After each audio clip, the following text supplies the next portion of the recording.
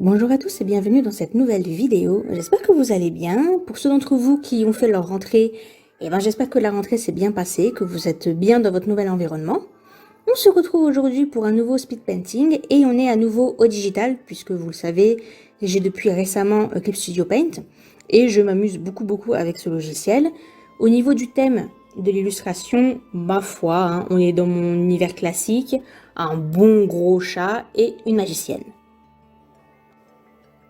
C'est un dessin sur lequel j'ai pas mal galéré, contrairement à d'habitude. En général, quand les dessins sont simples comme ça, il n'y a pas de fond ni rien, c'est vraiment rapide pour moi de les faire. Mais là, j'ai eu beaucoup de soucis parce qu'en fait, quand j'ai eu l'idée du concept du dessin, je me suis dit, le personnage féminin, ça c'est pas un problème de le dessiner, mais pour l'animal, je vais aller chercher des photos de référence. C'est ce que je fais en général, parce que je veux être sûre que l'animal, il est à peu près crédible d'un point de vue anatomique. Donc j'ai fait chose que d'habitude, je suis allée sur internet, j'ai pas trouvé, au bout d'une heure et demie, j'ai pas trouvé de photos qui correspondaient, pourtant j'ai fait large, parce qu'en fait, que ce soit un chat ou un lion, ou peu importe le félin, ils ont tous à peu près la même structure, donc c'était juste histoire d'avoir une idée, j'avais pas besoin de quelque chose de de parfait, qui collait parfaitement à ce que je voulais, mais juste d'avoir à peu près l'effet de perspective, puisque du coup c'est un félin qui est vu de 3/4 dos, donc c'est un petit peu particulier comme point de vue.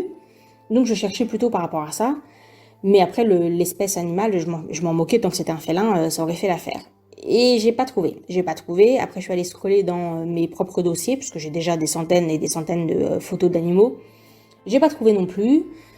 Je pense que c'est simplement trop spécifique en fait, donc au bout d'un moment je me suis dit, tu sais quoi, tu vas essayer de le dessiner par toi-même, parce qu'après tout, quand ça fait des années et des années qu'on dessine un type d'animal en particulier, ou même quelque chose en général, on finit par être capable de le dessiner de mémoire quand on a besoin.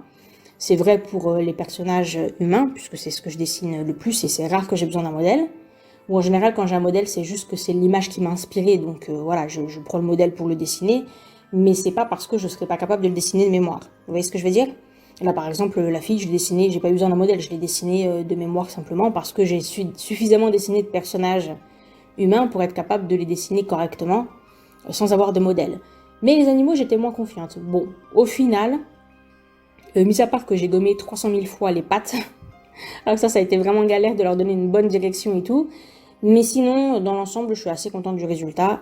Comme quoi, l'exercice et le travail quotidien, ça paye. Donc malgré que je n'ai pas réussi à trouver une image de référence pour m'aider, j'ai fini par être à peu près satisfaite du croquis. Et donc là, étape suivante, j'ai pris ma petite tablette, j'ai ouvert Clip Studio Paint, j'ai pris en photo le croquis, qui s'est ouvert directement dans l'application, et après j'ai fait le line art. Là aussi, ça a été un petit peu différent d'habitude, parce qu'en général, je m'applique bien sur le line art. Après, je laisse tel quel pendant que je fais la colorisation, et à la fin, je le retouche. Notamment, souvent, je modifie la couleur, ou je corrige si je me rends compte que j'aime plus trop la forme d'un trait, ou que j'ai un peu débordé ou quoi. Là, je me suis dit que j'allais faire le line à l'arrache. Vraiment, j'ai pris n'importe quel outil, je l'ai fait assez grossièrement, sans trop m'appliquer. J'ai un petit peu débordé, les traits se croisent et tout, mais aucune importance parce que je savais que j'allais le refaire beaucoup plus proprement à la fin, une fois que j'avais fini la colorisation principale. Du coup, j'ai commencé avec un line assez grossier. C'était pas grave, c'était juste histoire de pouvoir supprimer après le croquis d'origine, la photo du croquis d'origine qui du coup était un petit peu sale, et rester avec juste un line propre et pouvoir faire mon dessin correctement comme ça. Au niveau de la palette des couleurs, je m'étais dit que j'allais faire quelque chose de très délavé, pastel un peu pour lui donner un côté ancien. J'ai pas très bien réussi, on va dire la vérité. Vraiment, je voulais que tout soit dans les tons rose délavé, vous savez, la couleur vieux rose, pastel, violet pastel, gris, etc. Bon, je suis comme je suis, à chaque fois je me dis ça, je me dis je vais utiliser des couleurs pastel, à chaque fois j'arrive avec des couleurs qui sont beaucoup trop saturées. Bref, c'est pas très grave. Au final, j'aime quand même les couleurs à la fin, mais bon, c'est vrai que c'était pas trop l'idée que j'avais au début. J'aurais pu faire des petites manipulations à la fin pour, par exemple, baisser la saturation, faire ce genre de choses, mais finalement, j'ai décidé de le laisser tel que je l'avais conçu. C'est pas très grave. C'est pas comme si c'était un travail qu'on m'avait commandé ou quoi, c'est pour moi, donc il est devenu ce qu'il est devenu. Je l'ai laissé faire sa vie. Les couleurs sont pas exactement ce que j'avais prévu, elles sont peut-être un petit peu trop saturées, mais c'est pas très grave. Pour le personnage, ça n'a pas été très difficile au niveau de la colorisation, ça a été plus compliqué pour le félin, surtout aussi à cause des taches qui du coup perturbent le rendu visuel. Ça a été plus difficile de déterminer où est-ce que je voulais mettre la surbrillance, le neutre et les effets d'ombre. Du coup, je l'ai fait assez progressivement. C'est-à-dire que j'ai fait une première fois, qui d'ailleurs m'a pris beaucoup de temps parce que j'ai pas mal changé d'avis. Puis après, j'ai commencé à faire les autres zones du dessin, c'est-à-dire le personnage. Et puis, quand je prenais un petit peu de recul et que je trouvais que l'image, le félin manquait de contraste ou quoi, je remettais à nouveau plus de luminosité, etc. C'est pas plus mal hein, de travailler comme ça par étapes parce que quand on fait toute une zone de façon très aboutie et qu'après on se met à faire le reste, souvent on se rend compte qu'il y a un décalage et que soit on a fait trop foncé ou trop clair ou pas assez... vous savez la théorie des couleurs qui fait que certaines couleurs vont être modifiées, leur aspect va être modifié quand elles sont à côté d'autres couleurs. Ça, c'est un sacré piège. C'est pour ça que je vous conseille de toujours essayer d'avancer à peu près progressivement partout ou au minimum, si vraiment c'est quelque chose que vous aimez pas trop faire, au minimum essayez de mettre des aplats de couleurs, juste histoire d'avoir les teintes de base. Comme ça, c'est moins tricky pour ce qui est du résultat final, que ce soit au niveau des contrastes ou que ce soit au niveau de la théorie des couleurs. L'autre chose aussi que j'ai pas mal faite avec cette illustration et que je commence à faire beaucoup dans mes dessins au process digital, c'est des petites expériences, comme par exemple là dans les cheveux, j'ai mis beaucoup de petits effets de couleurs, j'ai mis du bleu, j'ai mis d'autres teintes. Parce que l'avantage du digital, c'est qu'on peut prendre des petits risques comme ça. Au pire, si ça nous plaît pas, on supprime, on revient en arrière ou on refait un calque, c'est pas un problème. Et ça, c'est vraiment quelque chose qui donne beaucoup de liberté au travail au digital. Et ça fait plaisir. Ça aide aussi à prendre des petits risques, des choses qu'on n'aurait pas fait habituellement. Donc j'aime beaucoup le résultat final de ces cheveux. Même si au fur et à mesure j'ai pas mal effacé les petites nuances de bleu, etc. que j'avais mis, on les voit quand même sur le résultat final à certains endroits et ça donne une petite originalité, des petits pops de couleurs inattendus et j'aime assez le résultat. Surtout que comme le cristal il est bleu, le cristal au bout de son sceptre là, et ben c'est bien d'avoir des petits rappels comme ça sur d'autres parties du personnage. Un peu comme si le bleu se reflétait dans les cheveux ou dans des surfaces comme ça qui sont qui captent beaucoup les couleurs environnantes. Les cheveux hein, captent vraiment beaucoup, plus que la peau et que les vêtements. Les cheveux, c'est comme ça brille beaucoup. C'est pas mal de refléter un petit peu les autres couleurs par petites touches. Hein. Il ne s'agit pas de mettre des gros aplats, sauf si vous voulez rendre un effet particulier. Mais de temps en temps, vous mettez une petite touche de couleur en rappel des éléments qui sont autour et déjà ça donne une certaine uniformité à votre dessin, un petit peu de cohésion. Et puis ça rend le tout, quand on regarde de près et qu'on voit tous ces petits effets-là, ça donne beaucoup de charme.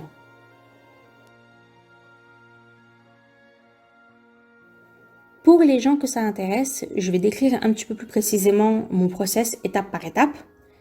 À commencer par le croquis, donc lui rien de spécial, je l'ai fait au traditionnel, vous aviez compris. Et ensuite, bon, soit vous scannez, mais ça veut dire qu'après il faut transférer le fichier, etc. Moi, j'avais la flemme. Depuis que j'ai repris le digital, je me casse plus la tête à scanner, je prends directement en photo. Ça marche tout aussi bien, il faut juste faire attention à prendre sous un angle normal. Ne faites pas des photos complètement de travers ou quoi. Mais si vous prenez votre photo à peu près correctement, il n'y a pas de souci, ça marche tout aussi bien que si vous aviez scanné, et c'est beaucoup plus rapide. J'ai fait un calque pour le line, comme ça donc j'ai fait mon dessin au propre et j'ai viré le croquis. Et ensuite j'ai créé un calque pour chaque zone de colorisation que je voulais indépendantes les unes des autres. En général, j'essaye de faire des calques différents pour les zones qui se touchent. Comme ça, je peux travailler sur l'un sans interférer sur l'autre. Par exemple, les cheveux et la peau, ils se touchent. Donc, si j'avais fait un seul calque, j'aurais dû faire attention à pas déborder et à bien respecter les traits pour pouvoir colorier tranquillement les cheveux et la peau. Or, c'est beaucoup plus simple de simplement faire un calque pour les cheveux et un calque pour la peau. Comme ça, au moins, tu es sûr que quand tu travailles sur l'un, tu n'abîmes pas l'autre. Donc j'ai fait différents calques comme ça pour avoir différentes zones et pouvoir les travailler indépendamment. Et je les ai remplis avec un aplat de couleurs, peu importe avec quel outil, l'important c'est de colorier la zone. Pourquoi? Parce qu'après, je fais une action qui s'appelle verrouiller le calque et qui fait que je pourrai retravailler cette zone sans jamais déborder. C'est-à-dire que le logiciel, une fois que vous avez colorié toute la zone, par exemple vous avez colorié toute la zone des cheveux, une fois que vous avez verrouillé le calque, vous pouvez revenir autant que vous voulez sur cette zone-là, il ne colorisera que dans la zone qui correspond à ce que vous avez défini comme étant la zone des cheveux. Alors ça c'est super pratique parce que ça évite de devoir revenir pour gommer partout où vous avez débordé. En fait, cette étape-là, de créer les calques et de les remplir avec un aplat de couleur, elle a deux utilités. La première, c'est donc de créer ces zones de colorisation qu'après je vais pouvoir verrouiller et je sais que je pourrai retravailler autant que je veux sans déborder sur les zones suivantes. Et aussi, ça permet de mettre les fameux aplats de couleurs dont je vous parlais pour établir les couleurs et voir tout de suite si ça fonctionne bien. Ça vous permet aussi de corriger, comme je vous le disais, selon les couleurs environnantes, ça peut influencer la perception de la couleur. Donc c'est bien de le faire dès le début parce que si vous travaillez tout du long sur une couleur et qu'au moment de coloriser d'autres zones, vous vous rendez compte qu'en fait la couleur elle n'était pas idéale, c'est difficile à rattraper en fait. Vous pouvez, hein, parce qu'on peut faire des petits effets au digital, on peut modifier les teintes, etc. Mais ce sera jamais pareil que si vous aviez utilisé la bonne couleur dès le début. Donc vraiment, je vous invite à poser au moins les couleurs de base. Donc la couleur que vous savez est à peu près la couleur de peau. Au pire, vous pouvez corriger après, mais vous aurez au moins une idée. Donc la couleur des cheveux, la couleur que vous allez utiliser pour les vêtements, etc. Et ça vous donne une idée globale de ce à quoi ça va ressembler à la fin. Pour le remplissage entre guillemets des zones, je crois que je vous ai déjà parlé de l'outil pot de peinture de Clip Studio Paint. L'outil pot de peinture, il existe dans tous les logiciels basiques de colorisation, mais celui de Clip Studio Paint, il est particulièrement sophistiqué parce qu'il y a plein d'options et on peut faire beaucoup de variations. Par exemple, on peut lui demander de déborder légèrement de quelques pixels sur la zone pour éviter qu'il y ait une bordure blanche ou pour éviter que quand, par exemple, vous n'avez pas relié tout à fait de traits, pour éviter que le pot de peinture colorise l'intégralité. En général, si vous faites ça par exemple sur Photoshop, si vous n'avez pas parfaitement fermé vos traits, il va considérer qu'il n'y a pas de rupture de la zone et il va déborder. Et du coup, vous vous retrouvez des fois à devoir re-zoomer à fond sur votre line pour essayer de trouver où est-ce que vous avez oublié de remplir un pixel. On n'a pas de souci avec Clip Studio Paint. Et j'ai même téléchargé un asset qui fait remplissage et déremplissage. Oui, oui, absolument. C'est quelqu'un qui apparemment a bidouillé un petit peu les réglages des outils pot de peinture. Et en gros, vous prenez votre stylet, vous entourez la zone, mais grosso merdo, hein, vraiment de façon grossière, la zone que vous voulez coloriser. Et il comprend que c'est la zone à coloriser. Il est vachement bien l'outil. Alors évidemment, c'est jamais parfait, hein, qu'on se mette bien d'accord. Mais c'est vraiment très très pratique. Et il y a même un outil qui permet de sélectionner une zone en particulier comme si vous étiez en train de la colorier et il va comprendre que cette zone-là, en fait, il doit la remplir. Donc il y a vraiment beaucoup d'outils et ce pot de peinture, avec toutes ces variantes, il est beaucoup plus sophistiqué que ceux qu'on trouve dans les autres logiciels. Maintenant que ça c'est dit, faites attention parce que pour les gens comme moi qui aiment bien utiliser des line art avec des brushes texturés, il atteint ses limites parce que bien évidemment que quand les pixels sont très flous ou très irréguliers, il ne peut pas deviner à la place de l'artiste où est-ce qu'il doit coloriser ou pas. Donc ça fait que très souvent, je préfère quand même faire les contours à la main et après remplir. Mais du coup, sachez que si vous utilisez des traits assez propres et nets, comme je l'avais fait là pour ce dessin-là, l'outil de peinture, vraiment, c'est un gain de temps incroyable. Vous cliquez, ça remplit, c'est parfait. Il reconnaît parfaitement les limites et tout, donc aucun souci.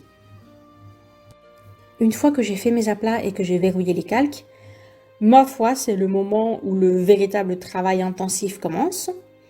Je fais plein de textures différentes avec plein de brushes différents, parce qu'ils n'ont pas tous les mêmes effets. Il y en a certains qui se superposent, il y en a d'autres pas. Ça permet de donner un petit peu de texture au dessin, d'utiliser plein d'outils différents, et aussi parce que j'aime bien tâtonner un petit peu. Comme je le disais, c'est quelque chose qu'on peut se permettre avec le digital, puisque de toute façon, au pire du pire, si vraiment ça va pas, on fait un clic, on revient en arrière, ou on recommence le calque, c'est pas la fin du monde. Donc voilà, autant profiter de cet avantage-là qu'on n'a pas au traditionnel. Donc j'essaye plein de brushes différents. Je précise que la majorité des brushes que j'utilise, ce sont des brushes que j'ai téléchargées. Donc c'est d'autres utilisateurs qui les ont fait et qui les mettent à disposition gratuitement pour qu'on puisse les télécharger et s'en servir nous-mêmes. C'est une des très grandes forces du digital aussi. Ça existe pour à peu près tous les logiciels, hein, mais c'est vrai que chez Clip Studio Paint, il y a une bibliothèque de choses à télécharger qui est vraiment hallucinante. On parle de plusieurs dizaines de milliers de produits, de brushes, d'effets, de fonds, d'images, etc. Donc c'est assez impressionnant. Bref, tout ça pour dire que la majorité des brushes que j'utilise, ce sont des choses que j'ai téléchargées. Et en général, je finis toujours avec le même, qui est le tout premier outil aquarelle dans ma fenêtre là des outils. Il s'appelle, moi je l'ai appelé Do Aquarelle Serre, mais enfin, en fait c'est pas son vrai nom, il a un nom en japonais je crois. Et du coup je l'ai rebaptisé parce que sinon moi j'arrivais pas à m'y retrouver, mais c'est un truc que j'ai téléchargé. Et le seul petit défaut qu'il a, c'est que je peux pas le rendre très très fin. En fait, il est dans sa création, il a été bloqué à une certaine épaisseur et je peux pas faire de tout petits détails avec, je peux pas. Donc là, en général, quand j'ai besoin de faire des tout petits détails, je vais sur l'outil peinture à l'huile, qui lui, par contre, est un outil de base de Clip Studio Paint, et ça permet de faire juste des petites retouches. Là, je parle vraiment des petits détails, genre les cils, les yeux aussi, souvent c'est des zones très petites, des petites mèches de cheveux, etc. J'essaye tout au long du process de prendre du recul sur le dessin. Donc en général, je dézoome vraiment beaucoup pour essayer de me rendre compte un petit peu des contrastes, etc. Aussi, très souvent, quand on finit de peindre une zone, on est satisfait, on va faire autre chose, une autre zone, etc. Et quand on revient en dézoomant ou en revenant sur la zone qu'on avait faite avant, on se rend compte que finalement, ça manque de contraste, ça manque de luminosité, etc. Donc on peut corriger comme ça. L'autre chose qui marche très bien, que je vous conseille de façon générale, c'est de ne pas faire votre illustration en une fois. Faites une partie, avancez à peu près toutes les zones, cessez votre dessin, mettez-le de côté, et revenez le lendemain ou 2 jours plus tard, ou peu importe, laissez passer vraiment une grande période de temps sans le regarder, et tout d'un coup, quand vous allez l'ouvrir ou que vous allez retomber dessus, ça c'est vrai au traditionnel aussi, hein, tout d'un coup, comme votre regard il sera complètement passé à autre chose, vous allez voir beaucoup mieux les défauts, et notamment sur la colorisation, vous allez très bien vous rendre compte de tout ce qui manque de contraste, des zones un peu floues, des zones qui sont trop ternes, etc. Donc ça vraiment, c'est très important de prendre du recul. Et ça m'a fait faire beaucoup de corrections sur ce dessin notamment. Encore une fois, beaucoup à cause du félin. Et aussi, le truc qui marche très bien, surtout c'est très faisable au digital, moins au traditionnel mais facile au digital, c'est de retourner le dessin, le fameux effet miroir. Comme ça, vous voyez, alors là c'est plus au niveau des proportions, etc. Vous voyez tout de suite les défauts, les erreurs de perspective, les erreurs de symétrie, etc. Vous voyez vraiment parfaitement bien. Évidemment, moi je l'ai fait dès le début, parce que c'est beaucoup mieux de le faire avant de colorier, mais vous pouvez le faire à n'importe quel moment du dessin, parce qu'il n'est jamais trop tard pour corriger. Et en plus, c'est assez facile de corriger quand on est au digital. Au traditionnel, en général, il n'y a plus qu'à recommencer, hein. Si c'est foiré, c'est foiré. Par contre, au digital, on peut déformer les calques, etc. Donc, c'est beaucoup plus facile de corriger. Je voudrais revenir aussi un petit peu sur les couleurs de ce dessin. Comme je vous ai dit, j'ai pas réussi à respecter mon idée de base qui était de faire des teintes un peu pastel et tout. Mais cela étant dit, il y a eu un autre souci qui était véritablement la sélection des couleurs, notamment dans les roses et les violets. Et ça vient de cette histoire de RVB/CMJN. Je vous en parle à chaque fois, mais je vous réexplique parce que c'est vraiment important. Au digital, alors que ce soit des dessins faits au traditionnel et qui sont scannés, ou que ce soit du travail directement avec un logiciel de dessin, on a une différence entre les couleurs qui s'affichent et les couleurs qu'on peut imprimer. Les couleurs qu'on peut imprimer, elles s'appellent CMJN. Les couleurs de l'écran, elles sont beaucoup plus riches, beaucoup plus lumineuses, et il y en a beaucoup plus, on les appelle RVB. Le truc, c'est que la majorité du temps, quand je fais mes illustrations, j'aime bien avoir en tête que les couleurs que j'utilise, c'est des couleurs qui seront imprimables. Soit parce que je me dis que peut-être je voudrais les imprimer, donc auquel cas, il faut avoir réfléchi dès le début au fait que les couleurs utilisées soient des couleurs qu'on puisse imprimer, soit parce que, plus globalement, je crois que j'aime bien l'idée de pas trop m'habituer à des couleurs que de toute façon je pourrais pas voir imprimées. Parce que je préfère les choses quand elles sont imprimées, que ce soit en bande dessinée, que ce soit en art en général, je préfère voir les choses plus que sur un écran, je préfère avoir la version palpable, si je puis dire. Et c'est quelque chose qui me chagrine un petit peu de voir, d'être habitué en fait à des illustrations avec des très très belles couleurs, très lumineuses et tout, sur ordinateur, et de les voir après dans la réalité, de me rendre compte qu'en fait on peut pas avoir ces couleurs-là dans la réalité imprimées, c'est-à-dire dans les bouquins, dans les bandes dessinées, etc. Parce que je vous assure que si vous vous habituez à travailler qu'avec des couleurs RGB et que à un moment donné, pour une raison quelconque, vous voulez imprimer vos dessins, vous allez devoir passer en CMJN et le nombre de couleurs que vous allez perdre, ça va vous faire mal. Vraiment, ça va vous faire mal parce que vous serez habitué à une palette incroyable avec des couleurs hyper vives, hyper lumineuses et tout. Et vous allez vous rendre compte que dans les faits, c'est extrêmement difficile à imprimer et donc vous allez perdre ces couleurs-là. Donc, franchement, autant prendre dès le début des bonnes habitudes. Je dis pas que vous pouvez pas travailler en RVB, hein. Ce que je dis, c'est faites attention parce que selon vos plans, en fait, le RVB, ça n'est valable que si vous prévoyez jamais autre chose que de travailler au digital. Donc je peux comprendre que par exemple quelqu'un qui fait de la conception pour des jeux vidéo où tout sera fait sur écran, y compris l'œuvre finale, ouais, tu peux te permettre de travailler en RVB parce que de toute façon, ce que tu feras, le jeu vidéo ne sera pas imprimé, donc tu t'en fous des couleurs imprimables. Mais pour tout le reste, soyez vraiment très prudents.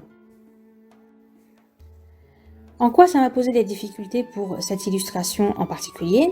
Eh bien en fait, si j'ai un reproche à faire au niveau des couleurs, que ce soit Clip Studio Paint ou tous les logiciels, en fait j'ai toujours vu ça pour tous les logiciels, c'est qu'en général on peut leur demander d'afficher le dessin qu'on est en train de coloriser, donc la toile, en couleur CMJN, mais bizarrement on ne peut pas l'appliquer à la palette de couleurs. C'est-à-dire que quand je choisis mes couleurs, je les choisis en RVB, parce que la palette, là, le nuancier, il est en RVB, mais quand je vais les appliquer sur ma toile, il va me les afficher en CMJN. Et du coup, c'est vachement difficile de choisir correctement ces couleurs, parce qu'elles ne sont pas affichées avec la couleur que ça va donner sur la toile. Je ne sais pas pourquoi, ils veulent pas mettre en place ce système-là, parce que je pense que ce serait assez facile, hein, ça doit pas être très compliqué de demander au logiciel d'afficher les couleurs en CMJN, si tu peux le faire sur la toile. Je vois pas pourquoi tu peux pas le faire sur la palette, mais apparemment on peut pas. Donc j'ai trouvé nulle part aucune option. Déjà, il faut systématiquement faire manuellement le passage en RVB, de RVB à CMJN. On peut pas le préprogrammer, ce que je trouve dommage. Parce que pour les gens, par exemple, qui font de la bande dessinée, ce qui est quand même une des grandes caractéristiques de Clip Studio Paint, bah t'es obligé de travailler en CMJN. Donc c'est dommage de partir du principe qu'à chaque fois t'es en RVB, et il faut penser à aller afficher le truc avec la bonne colorimétrie, enfin bref. Mais le fait que ce soit pas possible de pouvoir sélectionner ces couleurs directement en CMJN, c'est hyper chiant. Parce que le nombre de fois où je sélectionne une couleur et que quand je commence à l'appliquer, je me rends compte qu'en fait c'est pas du tout la couleur que je voulais. Le pire c'est pour les roses, les turquoises et les verts. Et je vous jure, mais quelle prise de tête. Parce que le turquoise notamment, c'est une couleur qui est très difficile à rendre au traditionnel, donc bon bref. Toujours est-il que donc ça a été un petit peu chiant parce qu'il a fallu reprendre très souvent les couleurs et beaucoup tâtonner. Le seul moyen, je crois, d'avoir une palette qui serait en CMJN, ce serait de la faire manuellement. Vous savez, de façon artisanale. Genre, il faudrait sélectionner toutes les couleurs possibles, les mettre sur la toile en CMJN et après recréer une palette en sélectionnant couleur par couleur. Ce qui serait quand même incroyablement fastidieux. Donc bon, voilà, tant pis. Sachez qu'on peut sélectionner, on peut avoir des palettes préétablies. Ça, c'est un autre truc qui est super cool avec Clip Studio Paint, c'est que vous pouvez créer vos propres palettes de couleurs. Et notamment si vous faites régulièrement les mêmes personnages, si vous avez un personnage récurrent, genre un OC ou un personnage de BD ou que sais-je, vous pouvez lui créer sa propre palette de couleurs et comme ça, vous avez toujours la palette avec sa couleur de peau, sa couleur de cheveux, etc. Ça, c'est vachement cool. Bref. Toujours est-il que donc j'ai dû m'y reprendre à beaucoup de fois pour retrouver un rose qui me plaisait à peu près. Les violets, ils sont hyper lumineux sur la palette, mais quand tu les appliques, en fait, ils sont un petit peu ternes, un petit peu désaturés, donc bon. Ça m'a fait perdre beaucoup de temps. Au final, petit à petit, j'ai réussi à aboutir à quelque chose que j'aimais bien. Vous savez, comme je vous dis très souvent, il faut faire confiance au process. Souvent, le dessin, il ressemble à pas grand-chose pendant une très longue partie du travail et ça peut être décourageant, mais il faut y croire jusqu'au bout. Parce que quand on commence à faire les petits détails, tout d'un coup, les personnages, le dessin prend vie. Les petits reflets dans les cheveux, les petits reflets dans les yeux, le petit blush sur les joues, le petit rouge à lèvres, les petits reflets dans le cristal et tout. C'est ça qui va donner beaucoup de vie au dessin. Et on est vraiment sur les tout petits détails de la fin. C'est les choses qu'on fait en dernier parce qu'il faut avoir fait le principal d'abord. Et pourtant, ça va tout de suite donner beaucoup d'uniformité et de vie à votre dessin. Donc vraiment, ayez confiance, allez jusqu'au bout. Au pire du pire, bon bah vous aurez appris de votre expérience si vraiment c'est foiré, mais c'est rare. Hein. En général, le résultat final, il n'est pas si mauvais que ça. Et bien voilà, je crois que j'ai dit tout ce que j'avais à dire sur cette illustration. Ma foi, si vous avez des questions, n'hésitez pas à les poser en commentaire, je ferai de mon mieux pour y répondre. Si vous avez des questions sur le dessin, sur le process, sur le logiciel, si j'ai les connaissances, je répondrai. Je vous remercie beaucoup d'avoir regardé cette vidéo et je remercie chaleureusement toutes les personnes qui me soutiennent, que ce soit sur Patreon, c'est grâce à vous que j'ai pu me procurer ce matériel, donc merci à vous. Que ce soit ici en laissant toujours des super commentaires, en partageant, en likant les vidéos. N'oubliez pas de vous abonner si ce n'est pas déjà fait parce que ça aide la chaîne à progresser. Merci à vous tous. J'espère que vous avez passé un bon moment, que vous aimez l'illustration. On se retrouve très bientôt pour une nouvelle vidéo et d'ici là, portez-vous bien. Bye!